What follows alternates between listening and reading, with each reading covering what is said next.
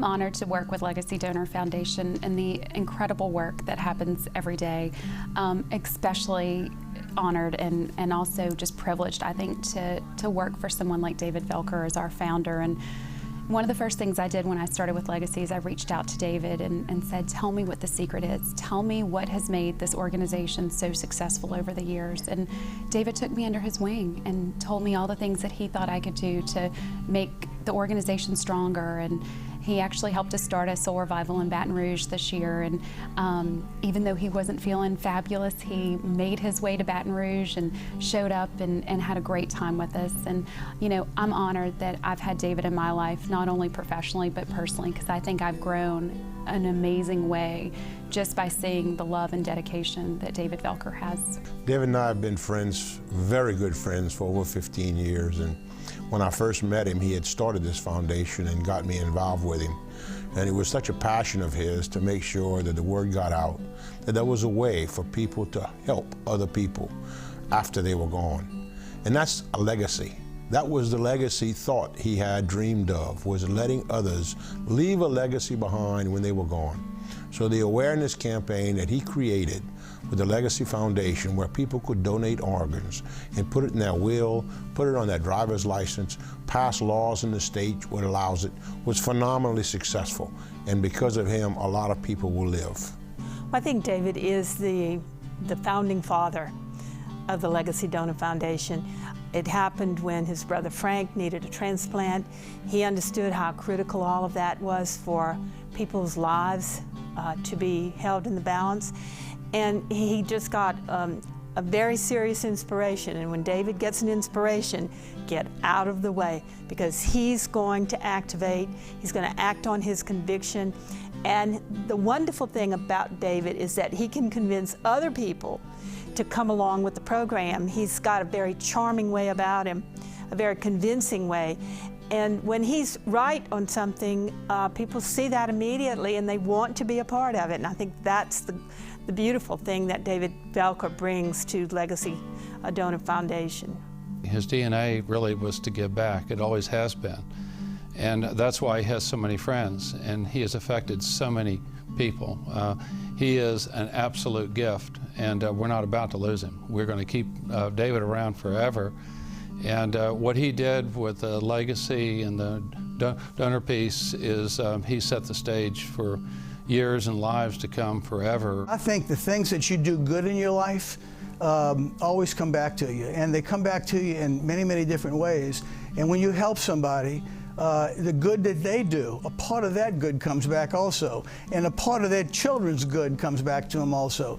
And I think in some way it helps a person live a better life today, and it's a great concept.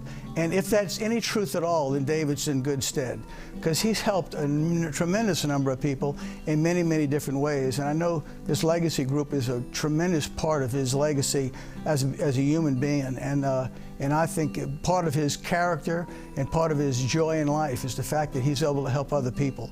And it's an effort of generosity, but he may be the biggest beneficiary. Well, I've learned from David, certainly, the compassion for helping others. David has always lived by the old adage, as I've tried to do, that you can't light a candle to show somebody else the way without making your own path a whole lot brighter. And David has always lived by that old adage. He's always gone out of his way to help anyone and anybody at any time. And for that, we're all grateful to have known David and to know David and to try to follow in his big footsteps. My dad, without a doubt, is my personal hero. And I think I speak for myself and my sisters. Like I said before, he's a fighter. There's nothing that he's afraid of. He has stood up again for people that need help. One of the things he taught me from when I was a child, I would sit in his bed, you know, at the end of the day, and he would always say, "Milady, it is the responsibility of the strong to take care of the weak." And I'm sorry, I don't want to cry, but he instilled that in us, and he lived that. He lives that every single day, and his friends will tell you the same thing. He fights for those that need someone in their corner, And it's coming back to him full circle now that he needs his friends and family around him, now that he's weakened and needs a transplant. But I will tell my children that he's a hero, that everyone knows that he's a hero and that he's a fighter, and that without a doubt will be his legacy. Well, I think that for him it started when his brother Frank needed a transplant, and Dad, being the man that he is, sort of went after the cause, not only for his personal benefit having to do with his own brother, but typical dad, he said, how can I, make this happen for people all over, this country, and especially in the state of Louisiana. So that's sort of how he's approached most things in his life. When he's faced with something, he's able to figure out that many other people are faced with the same thing, and he's going to do everything he can to make it easier on those people. As I sit here today, it takes on a very special meaning to me, obviously, since we are in that situation personally as we speak, with my dad needing a lung and everything that means and has meant for the last year or two of our lives. So it's been pretty amazing, and I've learned a lot from him just watching how he's gone at this problem, both personally and in sort of the greater sense, just to do anything and everything he can, both for himself and for everyone else. So it's just, it's something really beautiful about it. Just that I am proud of him. I'm proud of who he is as a person and who he's taught all of us to be, and it's, I feel so privileged to have had him as a father and watched the things that he's done for, this community and for our family. He's my hero,